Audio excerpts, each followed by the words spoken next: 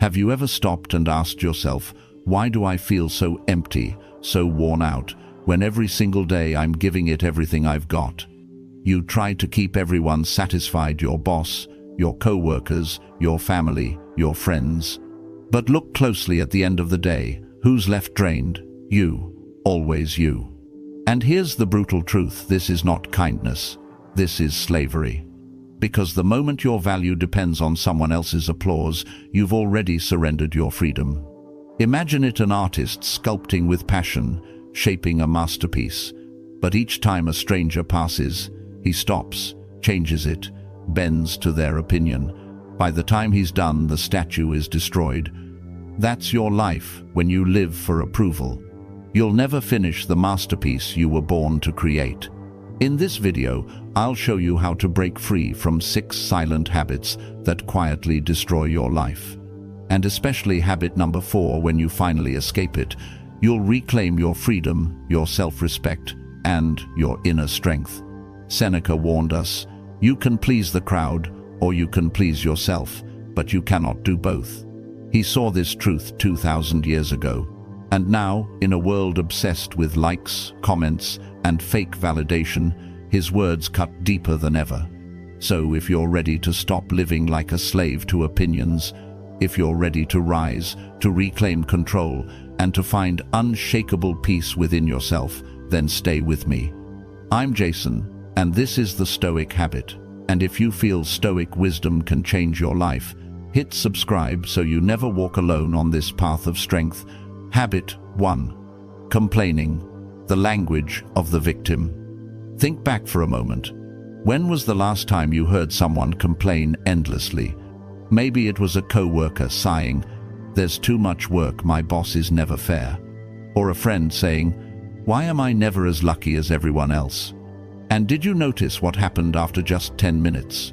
Their words didn't solve anything. Instead, you felt drained, too heavier, more tired, even though nothing in reality had changed. Complaining is like sitting in a burning room.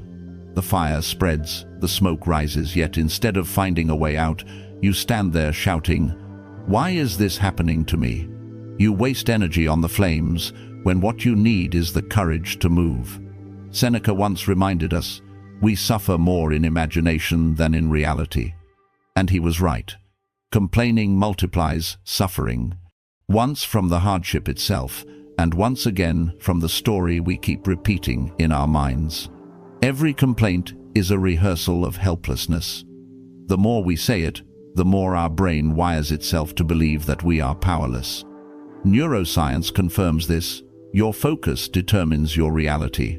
When you complain, you train your mind to hunt for problems, and whatever you hunt for, you will always find. But here's the alternative. Instead of asking, "Why me?" ask, "What now?" Instead of saying, "This is unfair," say, "This is the problem, so what will I do about it?"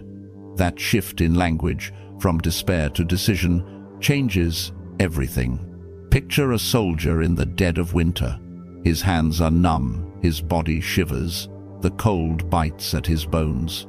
If he spends the night cursing the snow, he grows weaker, paralyzed by misery. But if he builds a fire, sharpens his blade, prepares for the morning, he turns the cold into strength. The winter that could have killed him instead forges his resilience. And that is the question for you. Right now, in your own life, are you building fires, or are you just cursing the winter?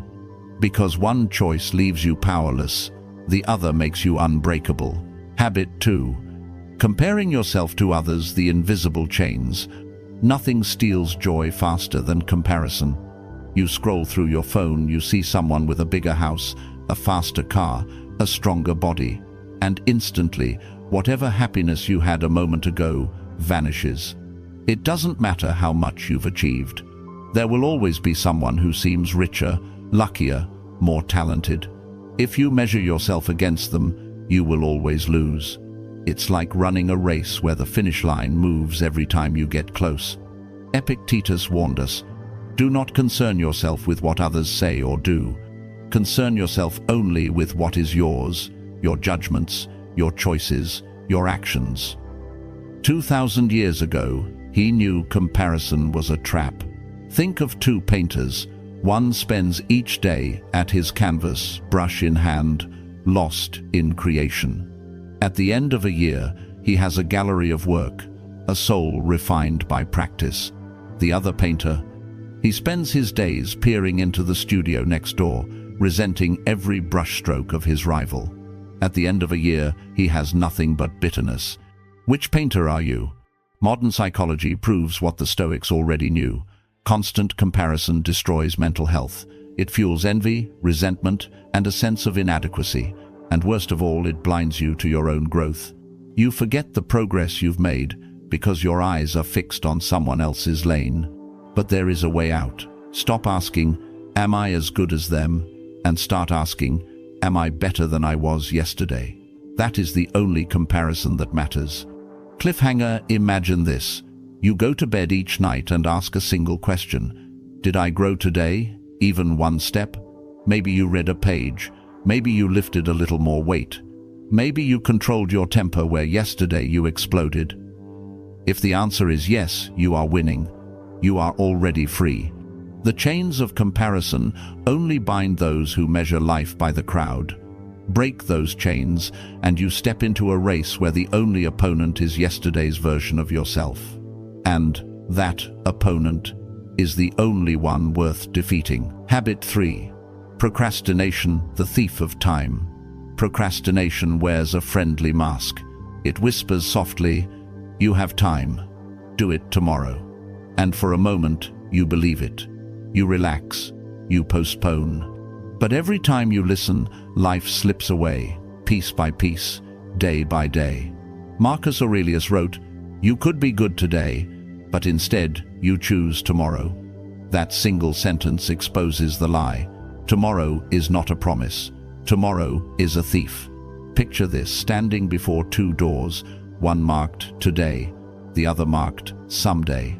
Behind the door of today lies progress, growth, fulfillment. Behind someday lies nothing but regret. Most people, without even realizing it, walk towards someday all their lives. And one day they discover the door has vanished. Think about how many dreams have died this way. Books never written, businesses never started, relationships never built. Not because of failure, but because of waiting. Psychologists tell us procrastination is not laziness, it's fear. Fear of failure, fear of imperfection, fear of discomfort. But here's the paradox. Fear grows the longer you wait. Fear shrinks the moment you act. Imagine a young student staring at a blank page, waiting for inspiration to strike. Hours pass, days pass. The page is still empty. Why? Because inspiration doesn't come before action. It comes after. The first messy sentence leads to the second. Momentum is born in movement, not in waiting. And here's the cliffhanger. Your life is not measured by intentions. It is measured by execution. A flawed action taken today is infinitely more powerful than a perfect plan left for tomorrow. So the question is, how many doors marked someday are you still standing in front of? And what would change if, just once, you reached for the door marked today and walked through it? Because the truth is simple. Time is the cheapest thing we take for granted and the most expensive thing to lose. Habit 4. People-pleasing, living for approval. On the surface, people-pleasing looks like kindness. You say yes when you want to say no. You smile when you're tired. You bend, you sacrifice, you shape yourself to fit everyone else's expectations, and people applaud you for it. They call you generous, they call you considerate. But underneath, it's slavery. Because when your self-worth depends on applause, every cheer controls you, and every criticism destroys you. Seneca once warned, "You can please the crowd, or you can please yourself, but you cannot do both." That is as true today as it was 2,000 years ago. Picture a sculptor working on a statue. Every time a stranger passes by, he stops, reshapes the marble according to their opinion. One says, "Make the nose smaller." Another, "Change the pose." Another, "Smooth out the edges." Day after day he chisels away at his vision until nothing is left but a shapeless block of stone. His masterpiece is gone. This is what happens when you live for approval. Your life becomes a statue, constantly unfinished, never yours, always theirs. Psychologists call it the approval trap. It's driven by fear, the fear of rejection. But here's the twist: rejection is not death. Disapproval is not destruction. The slowest death is living without self-respect. Cliffhanger, think about it. Every time you betray your principles to be liked, you tell yourself, their opinion matters more than my truth. And each time you do, your spirit grows weaker. Until one day, you don't even remember what your truth was. But the Stoics teach a way out. Ask one question before every decision. Is this right? Not, will they like me? If it's right, do it. If it's true, say it. If it's yours, live it. Yes, you will lose some people along the way, but what you gain is priceless. You gain the ability to look in the mirror without shame. You gain the freedom to walk your own path, unshaken by applause or criticism. So the choice is yours. Will you keep reshaping your life for strangers, or will you finally carve the masterpiece that belongs to you alone? Because approval fades, but self-respect that endures forever. Habit 5. Overthinking and worrying, carrying tomorrow's burden today. Worry feels responsible. It tricks you into believing if you think long enough, if you analyze every outcome, you'll somehow be safe. But in reality, worry doesn't protect you. It exhausts you. Twice. Once for the problem that might never come, and once again when the real problem finally does. Epictetus drew the line clearly. Some things are within our control, and some are not. Wisdom is knowing the difference. Yet most of us blur that line every single day. Imagine a traveler with 2 bags. In one, he carries food, water, the essentials for the road. In the other, he piles stone after stone, each carved with words like, "What if I fail? What if I lose everything? What if they judge me?" Step by step, the second bag crushes him. He collapses, not from the weight of necessity, but from the burden he never needed to carry. This is what overthinking does. The mind spins endlessly, replaying conversations, forecasting disasters, inventing enemies that don't exist. And while the mind spins, the body does nothing. Paralysis replaces action, and in that paralysis, fears become self-fulfilling. Think about how often you've lost sleep, tormented by what-ifs. And then the next day, the event passes quickly, or it never happens at all. You lost hours of peace over a shadow, a ghost. Cliffhanger, ask yourself this. How many of your greatest fears from 10 years ago ever came true? Very few. Yet you lived them fully in your imagination. You paid the price for storms that never arrived. The Stoics tell us, deal with what is in front of you, not with the ghosts of the future, not with the echoes of the past, just this moment, just this duty. When the future comes, it will bring its own strength, and you will meet it then. So the next time worry creeps in, draw the line. Write it down if you must. One column, within my control. Another, beyond my control. Act on the first, release the second. Because life is not lived tomorrow. It is only lived here, in this breath, in this moment. And why would you surrender today to fears that may never arrive? Habit 6. Self-doubt, the enemy within. The most dangerous enemy is not out there, it's inside. It's the voice that whispers, you're not ready, you're not enough, don't even try. Self-doubt disguises itself as caution, as humility, as realism. But in truth, it is fear. Fear wearing the mask of wisdom, and when you listen to it, you surrender the battle before it even begins. Marcus Aurelius never said, if you're afraid, do not act. He said, if it is not right, do not do it. If it is not true, do not say it. Notice courage for the Stoics was not the absence of fear. It was the decision to act in spite of it. Picture a young soldier standing on the edge of battle, His hands shake, his heart pounds, his mind screams, "You are not ready." But then he takes a step forward, and then another. With each step, something changes. He discovers strength he never knew he had. His courage wasn't born from confidence, it was born from action. This is the great paradox. Confidence doesn't come before action, it comes after. You build belief not by waiting to feel ready, but by doing the thing you fear.